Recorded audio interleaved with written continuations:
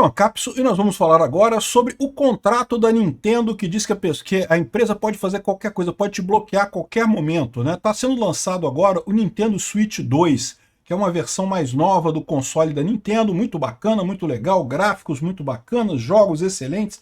A Nintendo realmente ela tem uma qualidade muito boa, né? Só que ela está botando alguns termos que estão deixando as pessoas assustadas. Esses termos têm o objetivo de coibir a pirataria, segundo eles dizem aqui, mas não é bem isso não, tá? Visa coibir a quebra de contrato do console, né? E, bom, o pessoal tem questionado isso porque os termos são realmente muito amplos, né?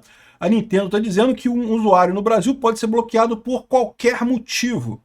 Literalmente está escrito isso, né? E como é que funciona esse tipo de coisa no caso do libertarianismo, né? A gente não reconhece propriedade intelectual, mas o que a gente está falando aqui não é de propriedade intelectual, a gente está falando de contrato.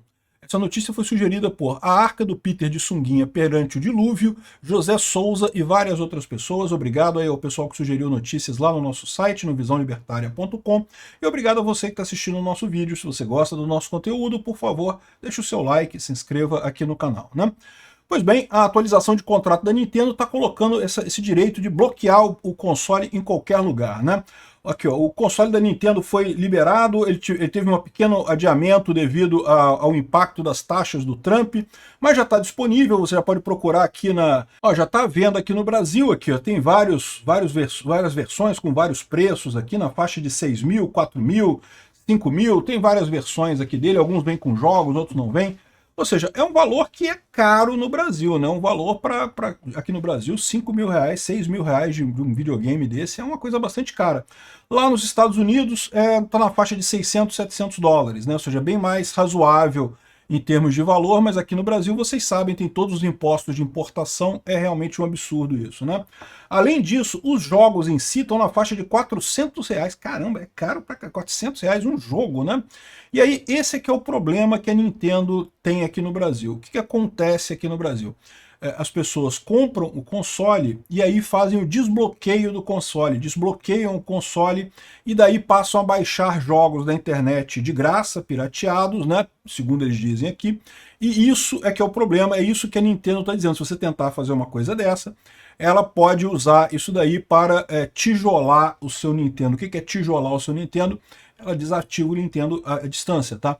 Esses consoles todos hoje em dia funcionam ligados à internet, então eles têm que ter uma licença lá da base para funcionar. Se a Nintendo corta esse sinal ou manda uma instrução para o videogame, ele simplesmente para de funcionar e você ganhou agora um tijolo de 4 mil reais, de 6 mil reais, dependendo do tijolo que você comprou aqui, né? Então essa é a situação. O que a Nintendo está alegando é que ela quer proteger a propriedade intelectual deles, evitar a pirataria de jogos. E aí cabe uma observação interessante aqui, né? Primeira coisa, vale a pena comprar esse console por esse preço? Eu acho que está caro aqui para o Brasil. Eu não pretendo comprar. Acho que está caro aqui no Brasil. Gosto muito da Nintendo, gosto muito dos jogos da Nintendo, mas não pretendo comprar esse não. Agora, se você acha que vale a pena, que dá para comprar, né? Então beleza, você compra, não tem problema nenhum, vale a pena isso daí, né? Tá aí o preço. Tá as condições dadas, o contrato tá aqui.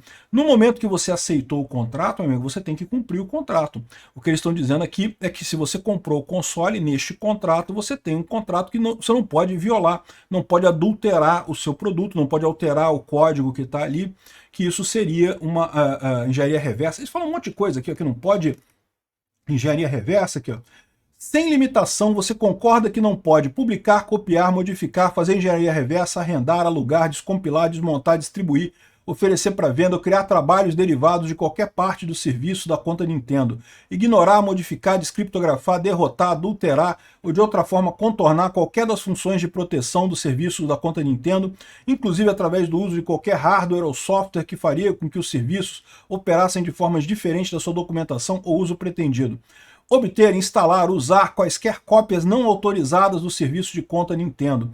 Explorar o serviço de conta Nintendo de qualquer maneira que não seja para usá-lo de acordo com a documentação. Ou seja, a preocupação deles é que você desbloqueie o seu console e passe a rodar jogos de outros lugares.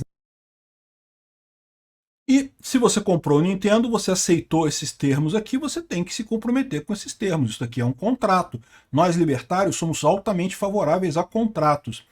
mas Peter, você não fala que você é contra a propriedade intelectual e coisa e tal? E sim, eu sou contra a propriedade intelectual. Mas eu sempre deixo claro, e tem no meu vídeo lá que eu fiz lá no Ancapsu Classic falando sobre propriedade intelectual, que é muito importante observar isso, tá?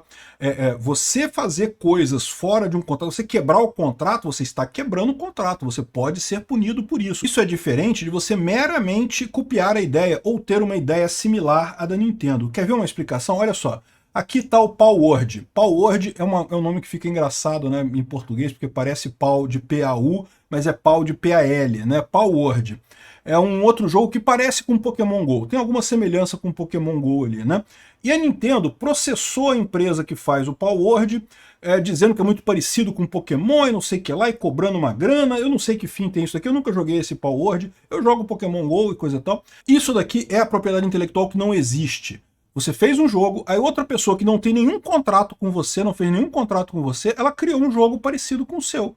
Ué, o que você perdeu? Você não perdeu nada, ela fez um outro jogo parecido com o seu jogo continua do jeitinho. É muito diferente de você comprar um game com um contrato que proíbe você de mexer nesse game e você ir lá e mexer nesse game. Aí é outra coisa. Né? Você está desrespeitando o contrato. Então, o contrato vale. E eu explico isso também lá no meu vídeo sobre propriedade intelectual. Vai lá no canal Ancapsu Classic, que tem lá quem precisa de propriedade intelectual. Se você, por exemplo, você vende um livro para alguém com um contrato dizendo você não pode copiar esse livro, se a pessoa copiar esse livro, fizer uma cópia Xerox do livro, a pessoa que comprou de você, que assinou o contrato com você, está rompendo o contrato. Essa pessoa pode ser punida. Agora, se você estiver andando na rua e achar alguém com uma cópia do seu livro, você não pode punir esta pessoa que está com uma cópia do seu livro. Hoje, no esquema de propriedade intelectual, hoje você pode punir, porque a pessoa, você diz que ela copiou o seu livro, mas não, essa pessoa não assinou contrato com você. Só pode usar isso num contrato, alguém que tenha assinado um contrato contigo, não contra uma pessoa terceira qualquer aleatoriamente. Essa é a diferença nesse caso. Então, nesse caso aqui, por mais que eu ache que a Nintendo está errando, e aí é um outro assunto, eu acho que a Nintendo está errando nisso daqui, mas ela não está violando a ética libertária. A ética libertária está correta aqui. O contrato é válido. Se você acha que esse contrato é exagerado, não compre o Nintendo. Ninguém precisa comprar o Nintendo. Tem outros fabricantes, pode comprar. Aliás, está crescendo muito os jogos em computador exatamente porque não tem essas frescuras, né? E é aí que eu digo para vocês que eu acho que a Nintendo está errando. Porque a verdade é que quando as pessoas começam a fazer esse tipo de coisa, de adulterar o console para conseguir rodar joguinho e coisa e tal, joguinho pirata, é porque está realmente caro demais isso. Isso aqui, esse preço está irreal para o mercado brasileiro. A pessoa, se pudesse pagar, ela pagaria mais barato. Então o fato de ela estar fazendo isso não quer dizer que ela vá comprar ao invés disso. Entendeu? Essa pessoa não vai comprar de qualquer forma o jogo porque está simplesmente muito caro para ela. Então é uma besteira esse tipo de coisa, eu acho que é uma decisão errada da Nintendo, mas não fere a ética libertária, ela tem o direito de fazer esse contrato, e se você comprou o Nintendo, você aceitou o contrato, você tem que obedecer esse contrato. Se você desbloquear o seu Nintendo, você está invalidando isso daqui, você está dando razão a eles, né?